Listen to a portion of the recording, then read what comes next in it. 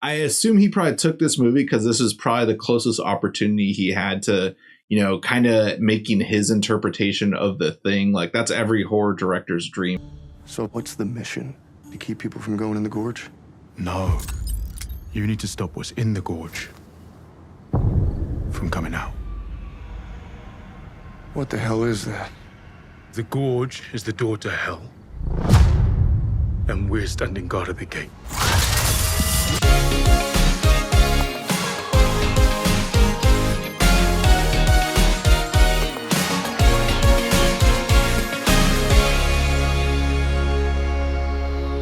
What is up, Drive-By Movies here, and you're watching Fresh Releases. My name is James. My name is Blaise. And today we checked out Apple TV's latest flick, The Gorge.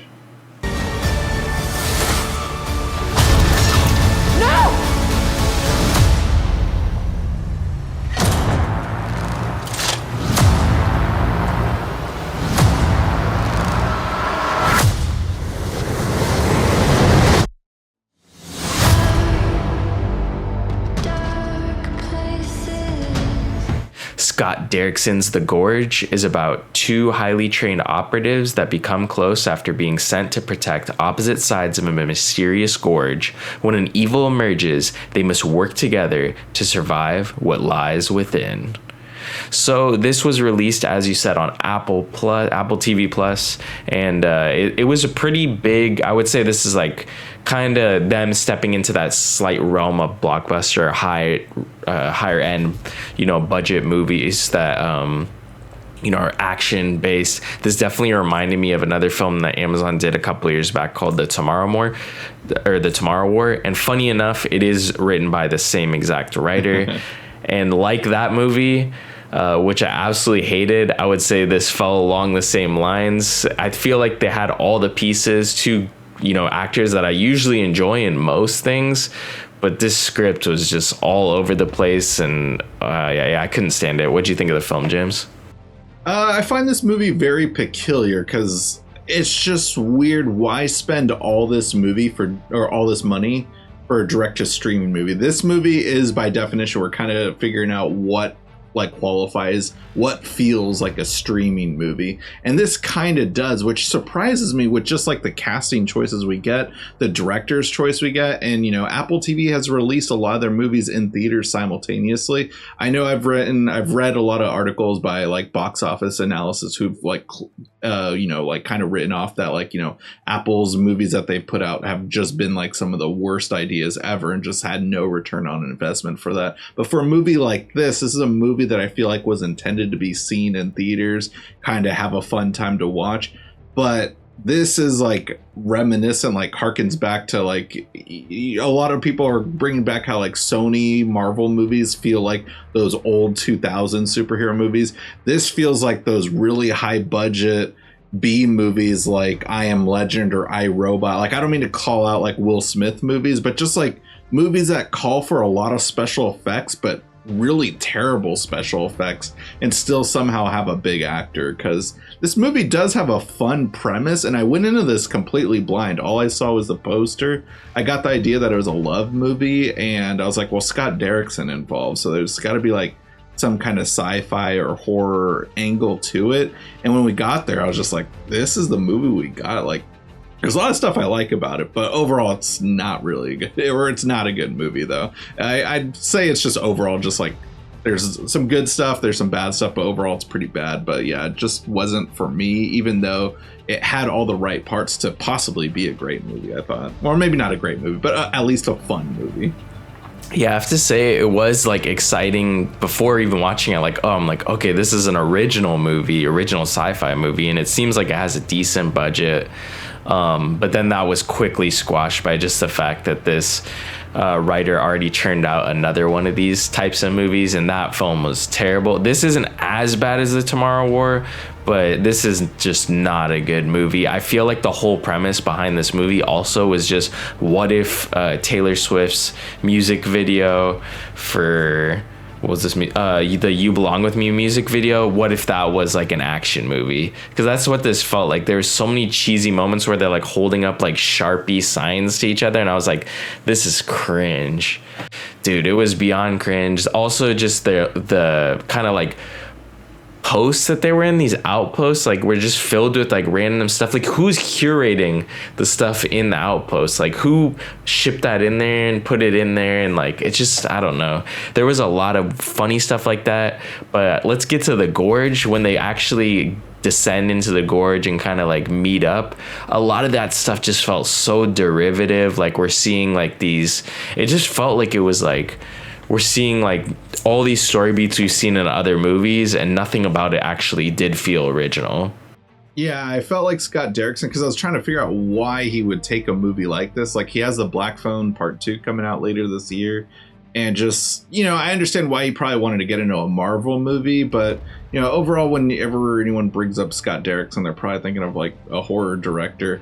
I assume he probably took this movie because this is probably the closest opportunity he had to, you know, kind of making his interpretation of The Thing. Like, that's every horror director's dream, of just like being involved with The Thing in some way, whether it's like remaking it or just like having your take on like those kind of creatures. And it works, but overall, like, all I kept thinking about was the flood from Halo while watching this.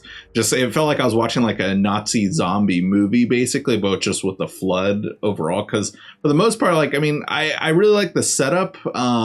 But I mean, one setup I didn't like was Sigourney Weaver. Right when she comes in, I was just like, she's the bad guy, like right away. Like, just like, I hate that, like, you know, like, you're gonna have her have a small role at the beginning, and like then we just don't see her till like the later half of the movie. I knew right away that she was the bad guy. Like, I was just like, they're just gonna pull the same thing that we did in like that movie Paul, and then the Cabin in the Woods, where it's just a super small role and she's the bad guy. And I was just like, it sucks, because I love Sigourney Weaver. We all do. Everyone wants to put her in your movie. But, you know, don't put her in as that role that she's been playing for the last 2 decades that pays well and doesn't require her working longer than 2 or 3 days or something. Like, it's just, we understand what that role is at this point. And, you know, I like the setup.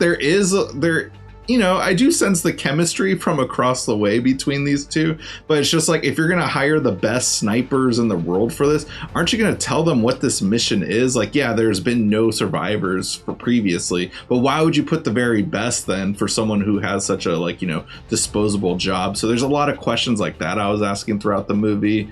And just, why did we have to make them just look so terrible CGI wise? Was this movie rushed? Was it not completed by a higher studio? I don't know, tell me, I guess, but just there's a lot wrong with this movie, and just like, it feels already like it's like a decade old, but it's a movie that just came out this month or within the last month, and, you know, is not going to be dated well like 10 years from now as well. And it's weird because this movie also feels like, I don't think it's based on a book, right? But it feels like it's a YA like book. Like, it just has like YA vibe all over, but I'm pretty positive it's an original script. I could be wrong. Correct me if I'm wrong in the comments, of course. But yeah, it just feels so YA. I don't know if it's just like the production design and kind of like the costumes, but there's something about it that just, it feels so PG, but like very safe and like very sanitized. And I think that that's where, like, when the creatures come in and they're fully CGI, like, they are cool concepts, but I think there's some actual real cool imagery, but the way that it's just kind of like approached with like doing pure CGI, and then everything else in the movie so sanitized that nothing actually feels like it's like original or even is coming to the table with something, you know, fresh. This feels just like you said, like a movie that would have been out like maybe a decade or two ago, and would have had probably the same terrible CGI.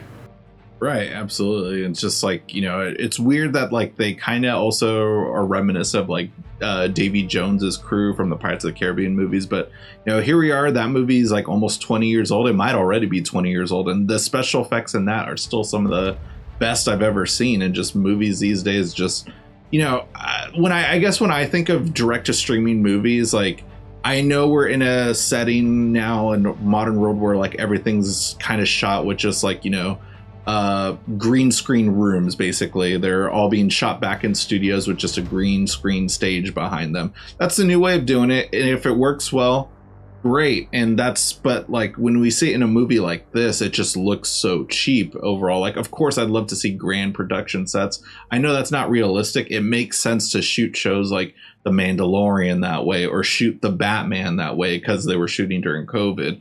But you know, a movie like this doesn't necessarily need that, and it just looks cheap. And I know it's like overall like to kind of help save the budget so that they could spend more maybe on CGI or the stars, but just like none of it just overall works. And you know, I don't want people to think that the CGI is why I hated this movie. It's just what stands out the most and easiest to complain about.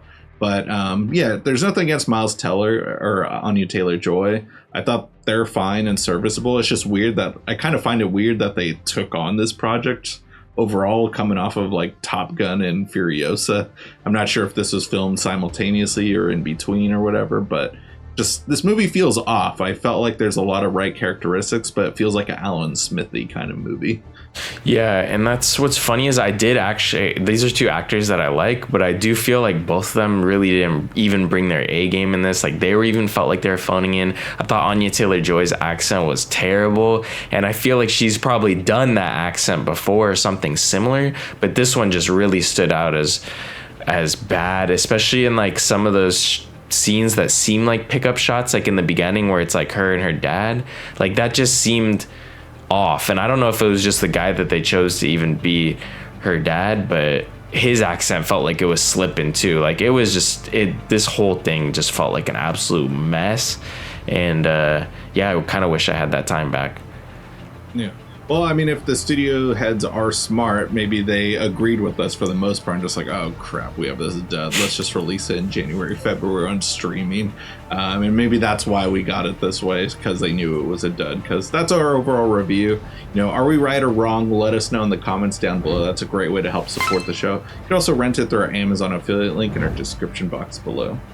And if you guys haven't already, go ahead and smash that like button, hit the subscribe button, and click that notification bell to get all of our latest updates. And speaking of updates, be sure to catch all our social media links down below for Instagram, Twitter, TikTok, also our own personal letterbox accounts. That's it for this week. Tune in next week for some brand new videos.